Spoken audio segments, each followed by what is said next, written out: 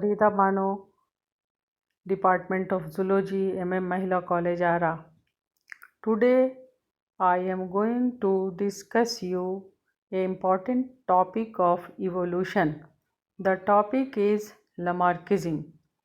It is a very important topic of your syllabus.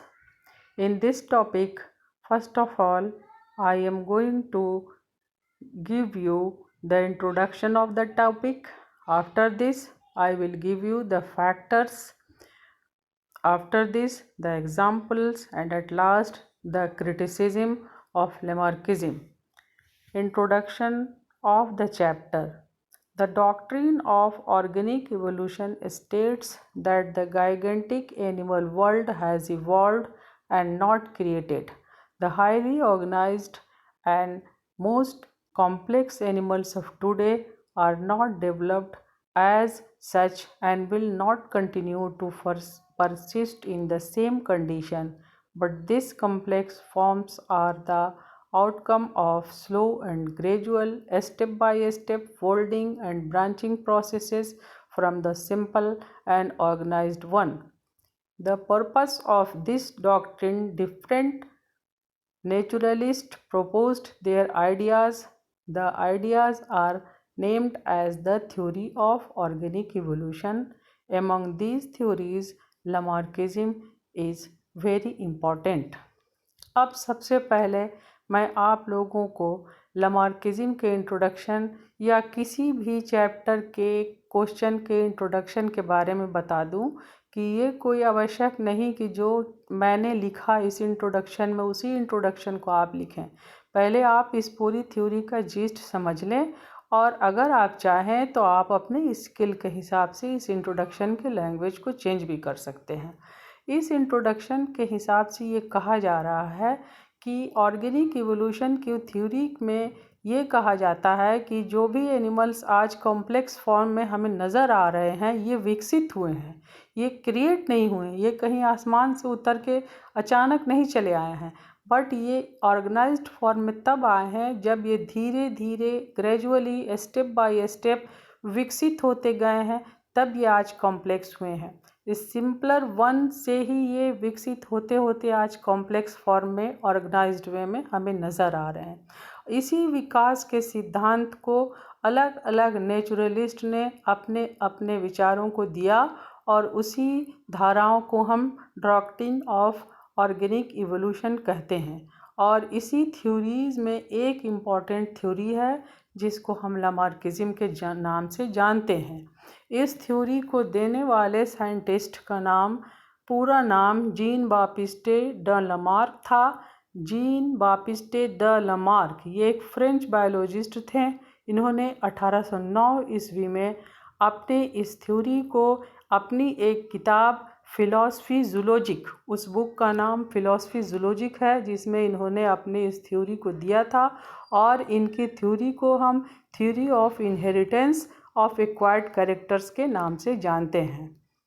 अब इस theory में का मेन जिस्ट ये है कि लमार्क साहब ने ये कहा है कि अगर वातावरण के द्वारा या किसी भी क्लाइमेट के द्वारा जो भी चेंजेस किसी भी एनिमल्स के स्ट्रक्चर में या उनकी आदतों में आता है, वो सारे चेंजेस ऑफ स्प्रिंग्स में जाते हैं। और अगर किसी भी ऑर्गन का अधिक इस्तेमाल किया जाए, उसका यूज़ अधिक हो, तो वो उसका विकास होता है। और जिन अंगों का इस्तेमाल बहुत दिन तक नहीं किया जाए, उसका यूज़ नहीं किया जाए, तो वे धीरे धीरे समाप्त होने लगते हैं, लुप्त होने लगते हैं, वेस्टिजियल फॉर्म में आ जाते हैं और ये कैरेक्टर भी ऑफ स्प्रिंग में जाते हैं।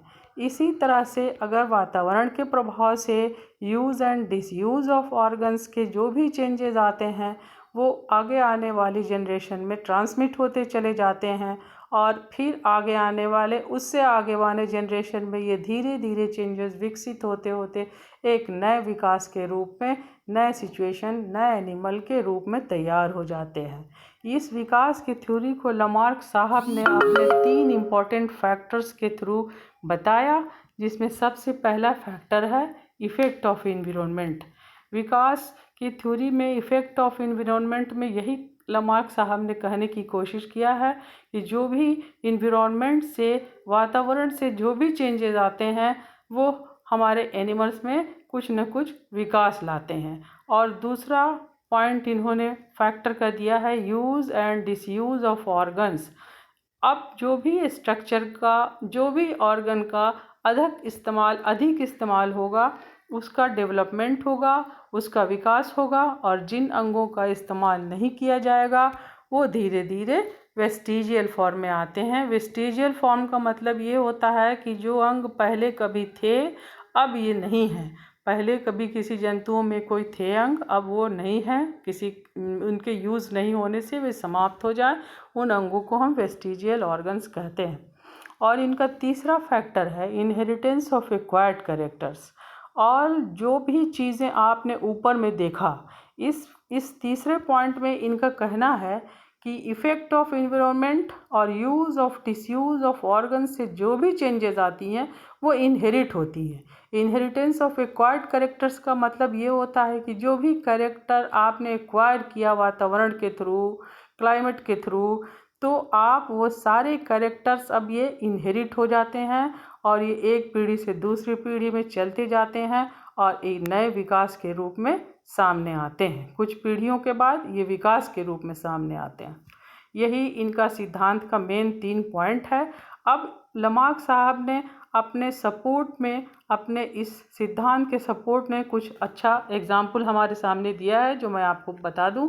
जिराफ का एग्जाम्पल इन्होंने एक दिया है। जब जिराफ की इतनी लंबी गर्दन पहले ज़माने में नहीं थी, जब जिराफ जहाँ रहते थे अचानक वहाँ की वेजिटेशन समाप्त हो गई, सूखा पड़ गया, जहाँ वो घास खाते थे ज़मीन से वो समाप्त हो गया।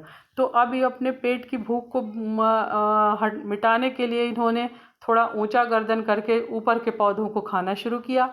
अब वो पौधे भी जब समाप्त होने लगे तो इससे ऊपर के पौधों को खाना शुरू किया। इस तरह से इनको वातावरण में परिवर्तन होने से इनको अपनी गर्दन का अधिक इस्तेमाल करना पड़ा, तो आज के युग के जिराफ की इतनी लंबी गर्दन हो गई। यूज़ और डिसयूज़ ऑफ ऑर्गन का ये अच्छा एग्जाम्पल इन्होंने दिया। और दूसरा एग्जाम्पल इन्होंने डिसयूज़ का दिया कि सांपों को पहले पैर होते थे। सांप को अपने बरों में जाने के लिए पैर डिफ़िकल्टी शो करते थे, इसलिए इन्होंने अपने पैरों को ऊपर उठा करके धीरे धीरे क्रॉल करना शुरू किया। अब इनकी आदत हो गई पैर को ऊपर रखने की, अर्थात ये अपने पैरों का इस्तेमाल नहीं करने लगे। तब अचानक अब धीरे धीरे ये स्थिति होते होते इनके पैर समाप्त हो गए, अर्थात पहले जो इनके पैर थे वो अब सांपों में पैर नहीं होते हैं। सांपों के पैर अब वेस्टिजियल ऑर्गन के रूप में जाने जाते हैं। लेमार्क की इन सारी बातों को कुछ लोगों ने एक्सेप्ट किया, कुछ दिन तक लोगों ने एक्सेप्ट किया, फिर कुछ साइंटिस्ट जो भी नेचुरलिस्ट थे वो लोगों ने लेमार्क की थ्योरी को, कुछ एक्सप्लेनेशन को क्रिटिसाइज़ करना शुरू किया। और उस क्रिटिसिज्म में एक इम्पॉर्टेंट क्रिटिसिज्म इन लोगों ने दिया कि जैसे आप कहते हैं कि सारे इनहेरिटेड कैरेक्टर्स जो होते हैं, जो हम कहीं से भी ऑक्युपाई करते हैं, लेते हैं, वो इनहेरिट होते हैं। तो इसमें उन्होंने ये कहा कि म्यूटेशंस आर नॉट हेरिटेड।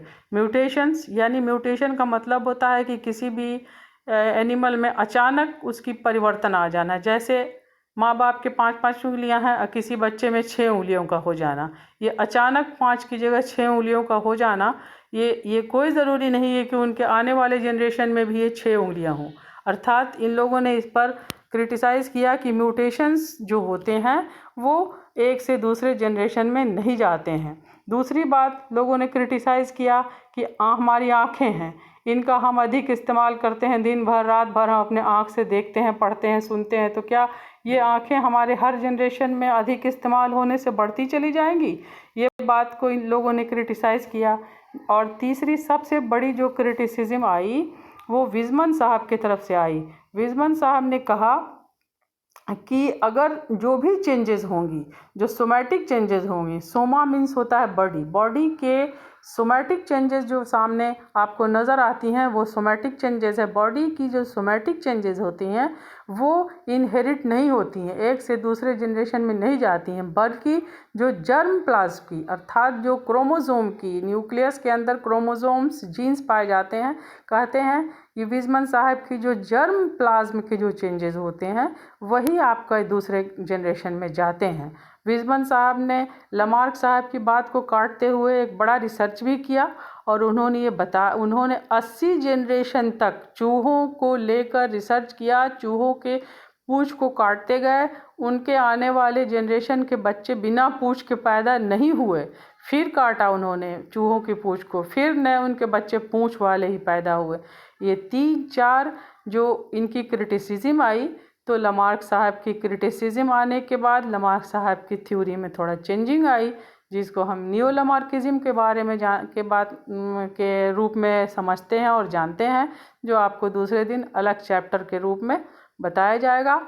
अपनी इन सारी बातों के साथ मैं ये उम्मीद करती हूँ कि आपको मेरी बात समझ में आई होगी। अगर कहीं आपको मेरी बात नहीं समझ में आए तो मेरा व्हाट्सएप नंबर आपके पास है, ईमेल आईडी है, आप हमसे पूछ सकते हैं।